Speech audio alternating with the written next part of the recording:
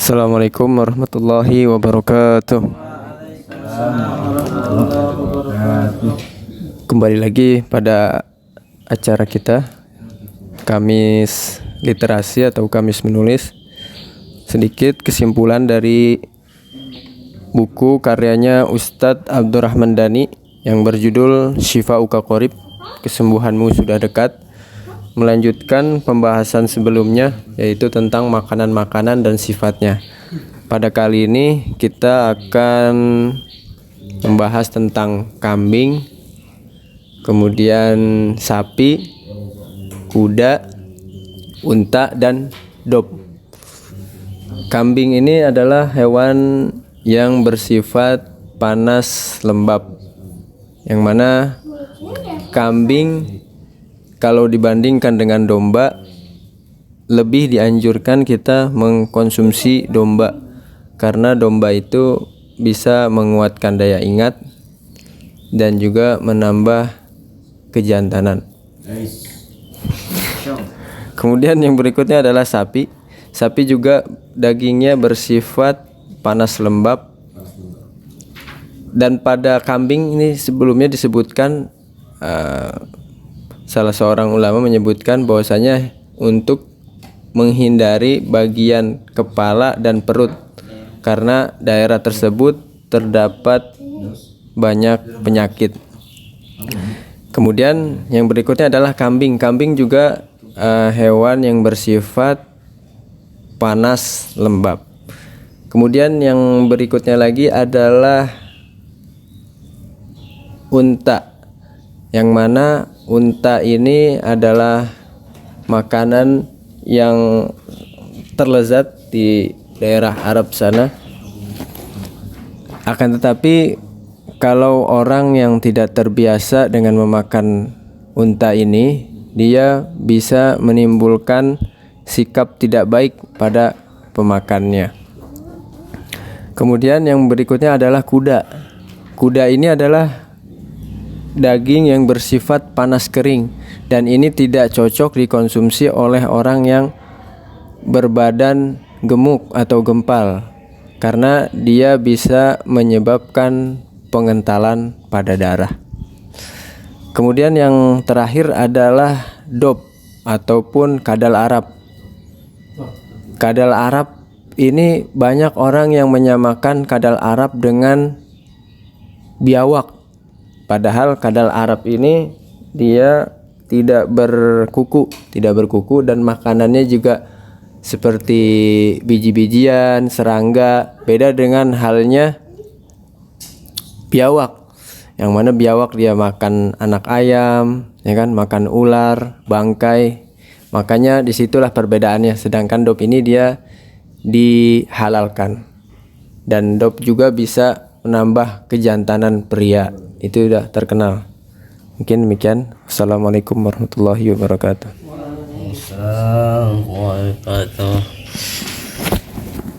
Bismillahirrahmanirrahim. Assalamualaikum warahmatullahi wabarakatuh. Alhamdulillah, Allahumma salli ala Sayyidina Muhammad wa ala ali Sayyidina Muhammad. Baiklah, langsung saja pada pagi hari ini kembali lagi di kegiatan kita, yaitu membaca, menyimpulkan, dan menulis. Membaca, menulis, dan menyimpulkan.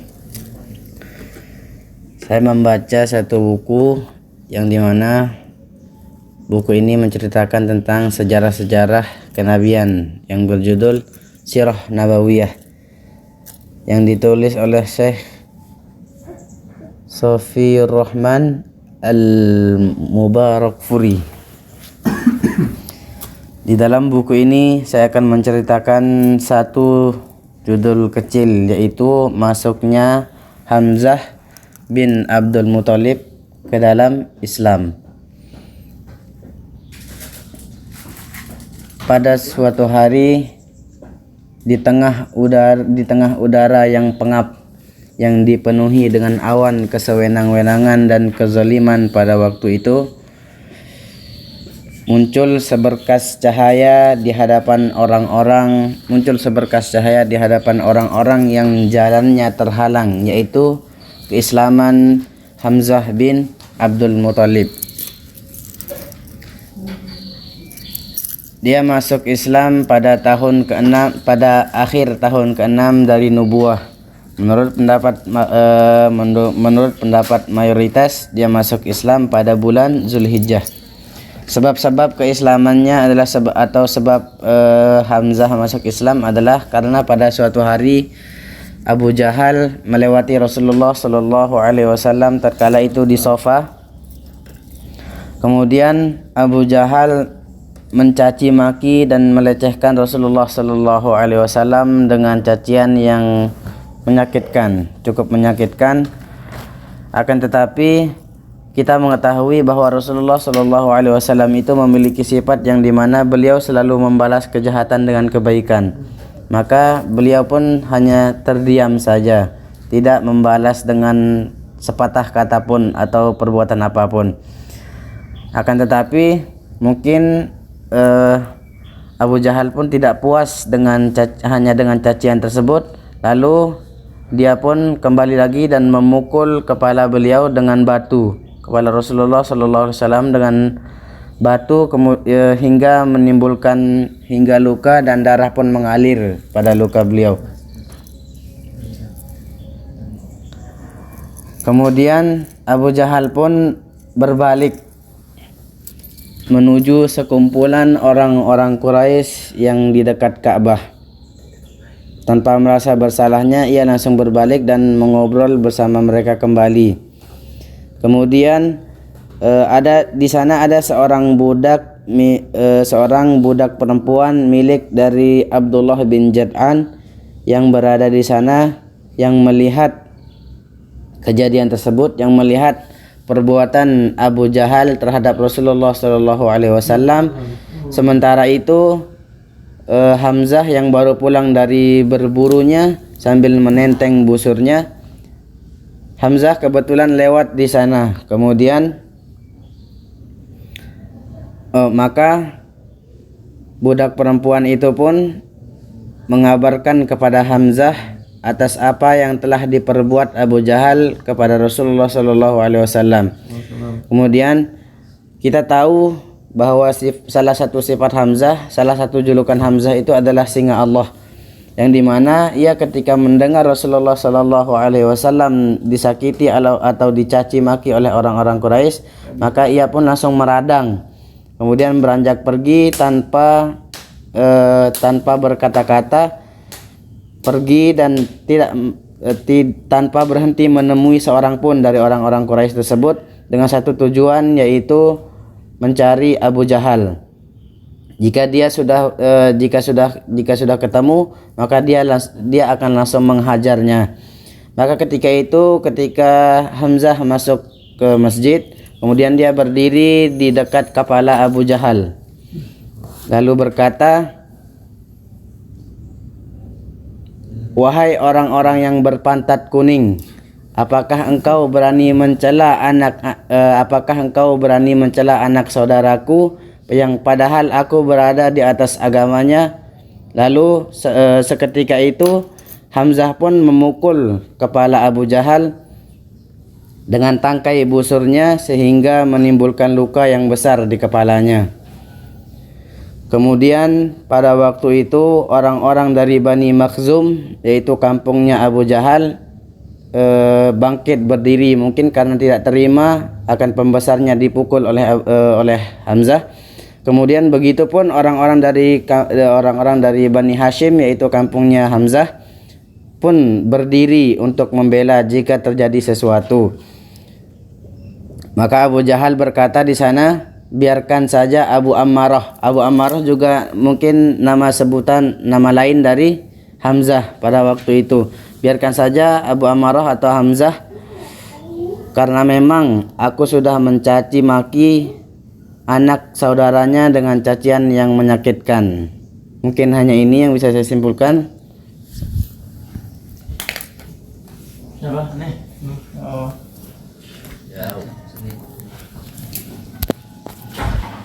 Bismillahirrahmanirrahim. Assalamualaikum warahmatullahi wabarakatuh. Alhamdulillahirrabbilalamin. Wabihi nasta'in ala umurid dunya waddin wa ala alihi wa sahbihi ajma'in. Baiklah teman-teman sekalian, Hari ini saya akan membawakan buku yang berjudul Terapi Mensucikan Jiwa karya Ibnul Qayyim Al-Jauziyah. Yang saya tadi membaca chapter atau judul mengadukan diri kepada Allah. Orang-orang bodoh mengadukan Allah kepada manusia. Ini adalah tingkatan kebodohan yang paling bawah. Suatu ketika para salafus saleh melihat seseorang yang mengadukan kebaikan dan keburukan kepada sesama manusia. Lalu salafus saleh ini berkata, wallahi katanya, engkau mengadukan orang yang mengasihimu kepada orang yang tidak mengasihimu. Maksudnya di sini adalah dia mengadukan Allah kepada manusia, dalam tanda kurung maksudnya adalah kesusahan dan kebahagiaannya diceritakan kepada manusia atau diadukan kepada manusia.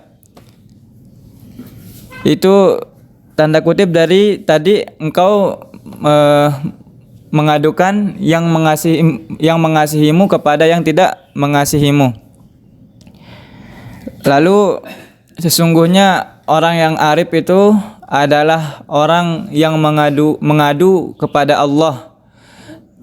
Dan orang yang paling arif di antara orang-orang yang arif adalah yang mengadukan dirinya sendiri kepada Allah, bukan mengadukan orang lain kepada Allah.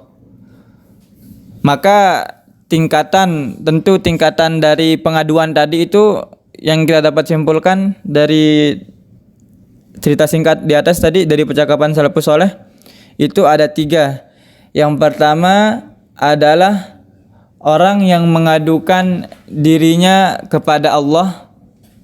Yang kedua adalah orang yang mengadukan orang lain kepada Allah. Ini tingkatannya sedang. Yang paling tinggi tadi orang yang mengadukan dirinya kepada Allah, yaitu maksudnya di sini kekurangan, apalagi kesedihannya, dia mengadukan kepada Allah, maksudnya berdoa, curhat kepada Allah. Itu yang dimaksud di sini.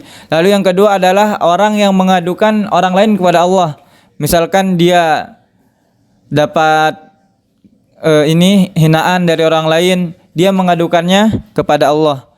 Lalu yang ketiga adalah pengaduan orang bodoh, yaitu mengadukan Allah kepada manusia, mengadukan zat yang mengasihi kepada orang yang dikasihi. Maka kesimpulannya adalah patut kita mengadukan diri atau keluh kesah kita kepada Allah Subhanahu wa taala. Wallahu a'lam bishawab. Mungkin cukup sekian. Antum dulu. Bismillahirrahmanirrahim. Pada kali ini saya akan mengambil buku yang berjudul Biografi 60 Sahabat Nabi karangan Ustaz Khalid Muhammad Khalid, versi tahqiq. Emang di situ. Khalid Muhammad Khalid. Jadi dalam buku ini saya menemukan setidaknya ada 2 sahabat yang menarik perhatian saya pada saat baca buku ini. Yang pertama namanya Sabit bin Qais, itu adalah juru bicara Rasulullah Shallallahu Alaihi Wasallam. Jadi setiap pertemuan, setiap perang, setiap berpolitik ataupun menjadi menteri atau pemimpin, Rasulullah Shallallahu Alaihi Wasallam selalu mengajak si Sabit bin Qais sebagai juru bicaranya. Karena memang ketika Sabit bin Qais itu berbicara, beliau berbicara dengan tegas, jelas, kuat dan menjiwai, sehingga Rasulullah Shallallahu Alaihi Wasallam mempercayai si Sabit bin Qais ini. Lalu apa pelajaran yang dapat saya ambil atau kita ambil dalam kisah ini jadi Al-Kisah bahwa pada saat beliau berperang, beliau syahid dan gugur pada saat perang Handak ya Mama? Kurang jelas di ini ya. Jadi pada saat itu beliau gugur, lalu ketika sudah gugur ada sahabat lagi yang bermimpi ketemu beliau, yang berpesan beliau ini berpesan bahwa beliau mempunyai hutang sehingga nanti sampaikan ke Abu Bakar atau Umar bahwa utangnya banyak dan dibayarkan oleh si Abu Bakar, dan juga mengambil besi pakaian besi dan alat perangnya. Nah, dengan kisah ini Allah membuktikan bahwa dalam surat Al-Imran ayat 169 tadi, wala tahsabannal ladzi naqutilu fi sabilillahi amwatan bal ahya wa inda rabbihim yurzaqun. Nah, dengan itu kita membuktikan bahwa orang-orang yang gugur di jalan Allah itu tidak mati, tapi sungguhnya dia hidup di sisi Allah dan mereka mendapatkan rezeki. Maka ketika kita ditanyakan tentang apa bukti dari ayat ini, boleh kita ceritakan yang tadi, yang kisah Sabit bin Qais. Lalu sahabat yang kedua ada namanya Tufail bin Amr Sudais. Jadi beliau ini adalah penyair pada masa itu. Beliau memang lahir di kalangan keluarga yang kaya sehingga memiliki kebebasan dalam menuntut ilmu, dan juga karena beliau ini Abu Hurairah gudangnya hafalan masuk Islam. Karena beliau ini yang sehingga kita tahu sekarang Abu Hurairah ini masuk Islam karena berkat Tufail bin Amr As-Sudais. Jadi As-Sudais itu nama tempat yang di barat daya Jazirah Arab, tepatnya nih pegunungan Timamah di Yaman kayaknya itu. Jadi di situ ya. Sekian dari saya. Assalamualaikum warahmatullahi wabarakatuh. Bismillahirrahmanirrahim. Alhamdulillah wassalatu wassalamu ala rasulillah wa ba'du. Hari ini kita membaca Hati Sebening Embun dari kitab Yusuf Abu Ubaidah As-Sudais. Taib, kita tidak bisa menjalin hubungan kasih sayang dan cinta ketika hati kita masih kotor dengan noda-noda kesyirikan, kebidahan dan kemaksiatan. Dan sebagaimana sabda Nabi SAW yang memerintahkan kita untuk menata hati, sebagaimana sabda Nabi SAW, ala fil jasadi mudghatan idza salahat salahal jasadu kulluh wa idza fasadat fasadal jasadu kulluh. Ketahuilah bahwa di sebuah jasad adalah segumpal daging, yang dimana jika daging tersebut baik maka jasad pun baik, dan jika hati tersebut segumpal daging tersebut sakit maka seluruh badan pun sakit. Ketahuilah segumpal daging itu adalah hati.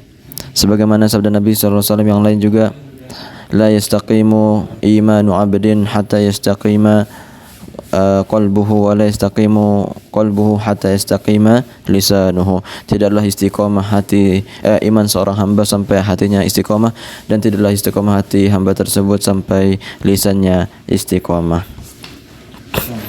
Dan Allah Subhanahu wa taala itu memiliki bejana di dunia, sebagaimana sabda Nabi sallallahu alaihi wasallam, inna lillahi aniyatan min ahli al-ardi wa aniyatu rabbikum qulubu ibadis salihin wa ahabbu ilaihi alyanuha wa araqquha. Sungguhnya Allah Subhanahu wa taala memiliki bejana dari penghuni dunia, penghuni bumi, dan bejana Rabb kalian adalah hati hamba-hamba Allah yang saleh, dan yang paling dicintainya dari hati-hati tersebut adalah yang paling lembut dan yang paling bersih.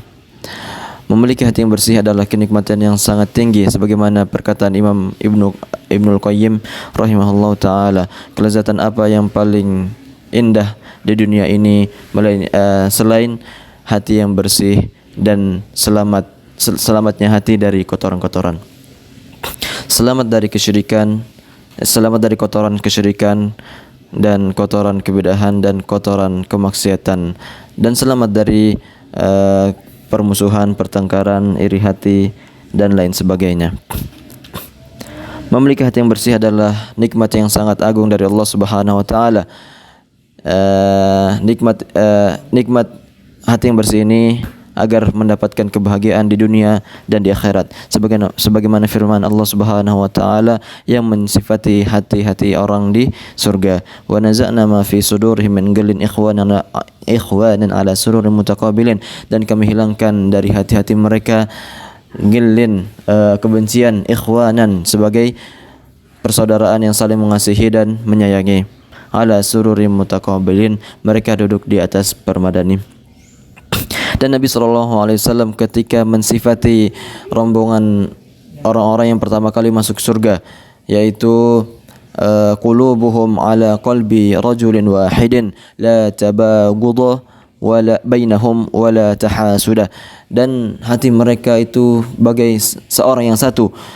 Mereka tidak ada hasad, tabaghud, kebencian di antara mereka, dan tidak ada hasadan, keirian di antara mereka. Inilah hati-hati yang kita inginkan semua, hati-hati para penduduk surga, dan hati yang jernih dan bersih dari kotoran-kotoran. Dan Allah Subhanahu wa taala juga berfirman, yauma la yanfa'u malu wala banun illa man atallaha biqalbin salim. Di hari tidak bergunanya harta dan benda dan anak-anak laki-laki kecuali yang datang kepada di hadapan Allah Subhanahu wa taala dengan hati yang selamat, yakni selamat dari kesyirikan, kebidahan dan kemaksiatan. Bismillahirrahmanirrahim. Assalamualaikum warahmatullahi wabarakatuh. Alhamdulillah wassalatu wassalamu ala Rasulillah wa ala alihi washabbihi ajma'in, amma ba'du. Biasa saja saya akan menyimpulkan sebuah buku yang saya baca, yaitu dengan tema agar Al-Quran menjadi motivasi hidup, di mana di dalam buku ini saya bisa mengambil pelajaran bahwa yaitu terkait tentang bagaimana mengelola iman kita agar menjadi motivasi kehidupan kita, di mana di dalam buku ini banyak sekali yang kita dapat poin-poin penting, yaitu diantaranya adalah pertama, yaitu iman ini adalah sangat penting bagi seorang muslim atau seorang beriman, di mana iman ini juga bisa berturun dan bisa bertambah, sebagaimana para ulama yang mengatakan, atau sebagian ulama yang mengatakan bahwa iman itu bisa berturun dan bisa bertambah. Oleh karenanya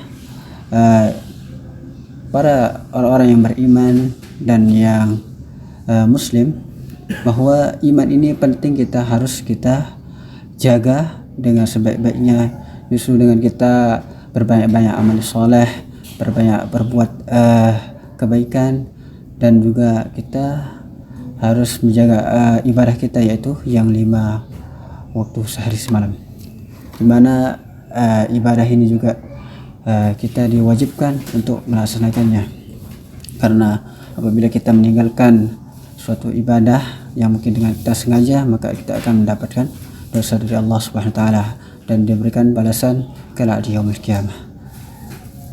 Artinya iman itu adalah tujuan bagi seorang muslim yang sangat tinggi untuk senantiasa untuk melakukan amal kebaikan kepadanya. Dan adapun cara kita agar iman kita itu terjaga dan tidak berkurang pada diri kita, justru kita harus berbanyak-banyak beribadah kepada Allah Subhanahu wa taala, berbanyak beramal soleh, berbanyak berbuat baik, bersedekah, dan seterusnya. Begitulah cara kita agar iman kita itu tetap terjaga, karena orang yang ketika tidak beriman, sudah kelihatan bahwa orang yang tidak beriman dan orang yang tidak beriman. Dimana contohnya adalah orang yang beriman itu seperti orang yang senantiasa kelihatan senantiasa melakukan ibadah dengan tenang, dan juga orang yang selalu berbuat baik kepada orang, dia tidak mau melihat hal-hal yang kotor dan seterusnya. Begitulah orang-orang yang beriman. Ketika ada mungkin sedikit sampah yang bisa mengganggu orang di jalan, kemudian dia mengambilnya dan mengutnya, terus kemudian dia membuang ke tempatnya, maka itulah ciri-ciri orang yang beriman. Dan adapun orang yang tidak beriman adalah sebaliknya, yaitu ketika dia tidak mau melihat dia biasakan hal-hal yang semele seperti sampah mungkin yang berserakan, dia tidak mau memungutnya, dia tidak mau membersihkannya. Nah, seperti itulah contoh orang-orang yang tidak beriman. Dia tidak mempunyai keimanan dalam dirinya. Tetapi banyak orang yang kelihatannya mempunyai banyak ilmu tetapi tidak mengamalkannya apa yang dia pelajari. Dan itu adalah salah satu orang-orang yang salah untuk menggunakan ilmunya. Akan tetapi ketika kita mempunyai ilmu, kita mempunyai ilmu yang luas, kemudian kita tidak mengamalkannya, maka itu adalah orang-orang yang rugi dan akan ditanya oleh Allah Subhanahu wa taala. Mungkin itu saja yang saya bisa simpulkan dari buku yang saya baca. Semoga bermanfaat. Wallahumma muwaffiq ila aqwamit thoriq. Wassalamualaikum warahmatullahi wabarakatuh. Oh, nggak boleh minjem, Mas?